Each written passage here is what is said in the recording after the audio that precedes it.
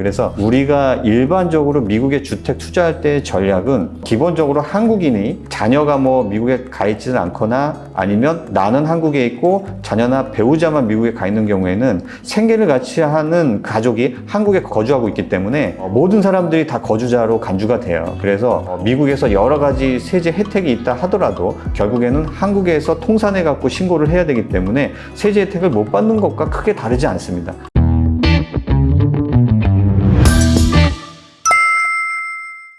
안녕하세요. 미국의 상속세에 대해서 잠깐 말씀드릴게요. 한국 같은 경우는 상속 공제가 굉장히 적잖아요. 부부 간에 상속이 만약에 이루어진다. 아버지가 돌아가시고 상속을 어머니가 받는다 그러면 배우자 공제 같은 경우에는 자기가 받은 지분 한도로 해서 30억 정도입니다. 근데 미국 같은 경우에는 같은 영주권자나 시민권자라고 하면 부부 간에는 무제한이에요. 왜냐하면 동일 세대잖아요. 둘이 같이 이룩한 이제 부라는 거죠. 어찌 보면 한국 같은 경우에는 좀 모순이 있는 게 아버지가 돌아가셔서 어머니가 그 재산을 받을 땐 상속세를 물려버려요. 근데 만약에 이혼을 해서 재산 분할을 할 경우에는 세금이 한 푼도 없습니다. 그래서 일부러 위장 이혼까지도 조장하는 제도다라고 말할 정도로 굉장히 좀 희한해요. 앞뒤가 좀 안 맞습니다. 근데 미국 같은 경우에는 좀 합리적이죠. 그래서 아버지가 돌아갔을 때 어머니가 받은 거는 그 무제한이고 그 다음에 자녀가 받을 때는 달러로 계산하면은 대략 13.99 밀리언 달러라고 합니다. 그러니까 하나로 따지면 한 190억, 180억 후반? 지금 환율이 계속 떨어지고 있죠. 그래서 뭐 날마다 계산해 보면 계속 숫자가 달라지는데 한 180억 후반에서 190억 정도까지는 이제 공제가 없고요. 근데 그거는 아버지 돌아가셨을 때 내가 받은 경우고요. 그 다음에 어머니도 돌아가시면 또 다로 190억이에요. 그러면 한 380억 정도의 상속 공제가 있습니다. 근데 주의해야 될 게 상속세 같은 경우에는 이런 공제를 받으려면 미국 영주권자나 시민권자여야 돼요. 이런 영주권이나 시민권이 없다면 연간 6만 달러 한도가 전부예요. 큰 의미가 없죠. 그래서 상속 같은 경우에는 영주권이나 시민권을 따는 게 중요하고요. 그 다음에 영주권과 시민권이 대부분 차이가 없는데 이 상속세 계산할 때 딱 하나 차이가 나는 게 있어요. 예를 들어서 한 명이 돌아가셨을 때 190억 정도의 상속 공제가 있다고 했잖아요. 근데 아버지 재산이 예를 들어서 100억이었던 거예요. 그럼 190억까지 공제를 받을 수 있는데 재산이 100억이니까 그냥 100억 공제를 받았겠죠. 근데 어머니 재산이 예를 들어서 200억이 넘어요. 300억이라고 해요. 300억이 되면 실제로 300억 중에 190억을 공제하고 110억에 대해서 내 상속 재산으로 과세가 됩니다. 이게 영주권자예요. 근데 예를 들어서 미국 시민권자면 어떻게 되냐면 아버지가 100억 재산이에요. 190억까지 받았는데 그러면 더 받을 수 있는 90억의 공제는 못 받잖아요. 재산이 100억밖에 없었으니까. 100억 밖에라고 하기엔 너무 큰 금액이지만 그래서 90억에 대한 공제를 못 받았는데 이거를 마일리지처럼 봐가지고 이 마일리지를 어머니 돌아가신 이 상속공제에 가산을 할 수가 있었어요. 그러면은 어머니 재산이 300억인데 그냥 원칙대로 따지면 190억 공제하고 110억이 내 상속재산으로 과세가 돼야 되는데 아버지가 안 쓴 90억을 여기 상속공제 재산에 가산을 하는 거예요. 그럼 190억 플러스 90억 해서 280억이 어머니 상속 재산 공제가 돼요. 그러면 300억 중에 280억을 빼면 단 20억만 내 상속 재산에 들어가서 계산돼 갖고 상속세를 내게 되는 거죠.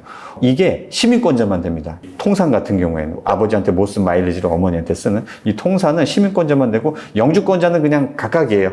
아버지 재산이 100억인데 190억까지 공제받을 수 있는데 그게 끝이에요.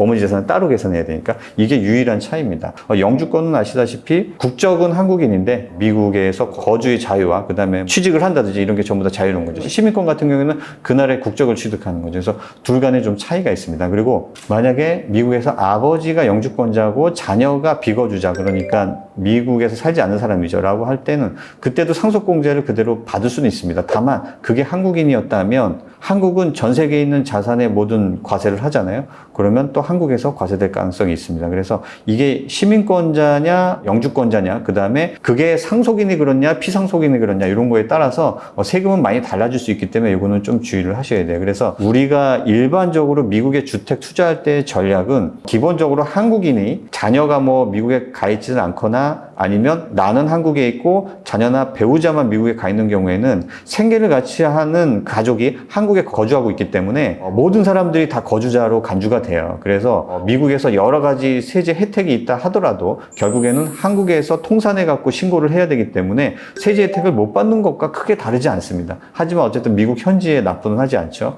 근데 전략 같은 경우에는 뭐냐면 어찌됐든 투자 수익률이 미국이 훨씬 좋고요. 장기적인 관점에서 수요도 꾸준할 걸로 봐서 미국의 주택을 여러 채 해서 실질적으로는 현금 수입을 어느 정도 만들어 둔 다음에 자기가 은퇴를 해서 미국에 가게 되면 그때는 생계를 같이 하는 전원이 미국에 거주를 하는 거기 때문에 1년의 절반 이상을 거주하게 된 비거주자로 들어갑니다. 그러면 결국에는 미국에서 혜택 받은 거를 한국에 다시 과세하는 일은 없겠죠. 그러니까 그때 시점이 은퇴할 시점이겠죠. 은퇴를 하고 나면 가족들이 영주권을 얻는다든지 해서 나중에 아버지가 돌아가셨을 때 자녀들이 자연스럽게 상속공제까지 받는 이런 그 프로세스를 좀 거치려고 개발을 하고 있어요. 미국 현지에서. 근데 조금 씁쓸한 거는 자산가들이 한국에 남아서 한국에서 투자를 하고 여러 가지 부가 한국에서 돌았으면 좋겠는데 여러 가지 상속세니 양도세니 뭐 소득세니 하는 것들이 다른 나라에 비해서 압도적으로 불리해요. 특히 한국 같은 경우에는 개인 소득세의 거의 80%를 상위 10% 20% 분들이 전부 다 내거든요. 그리고 하위 30%는 아예 납부액이 없습니다. 이게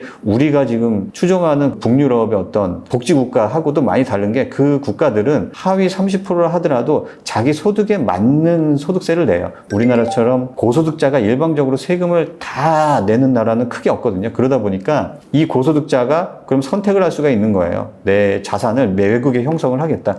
이게 어찌 보면 도덕적으로 비난을 받을 수는 있을 것 같은데 자본주의 국가에서 어떤 합리적인 생각, 판단을 하시는 분들 입장에서는 선택압을 받을 수도 있는 부분이거든요. 그래서 개인적으로도 조금 안타깝게 생각은 하고 있지만 앞으로 우리가 차차 긍정적인 방향으로 조금 논의를 해가야 될 부분은 아닌가 그렇게 생각합니다. 전 세계에서 한국이 순자산 유출 순위 4위라는 거는 조금 제가 봐도 많이 심각한 것 같아요. 그래서 앞으로는 정책적 개선을 통해서 이런 부의 유출을 좀 막는 방법도 나쁘진 않지 않을까 그렇게 생각합니다. 여기까지 하겠습니다. 감사합니다.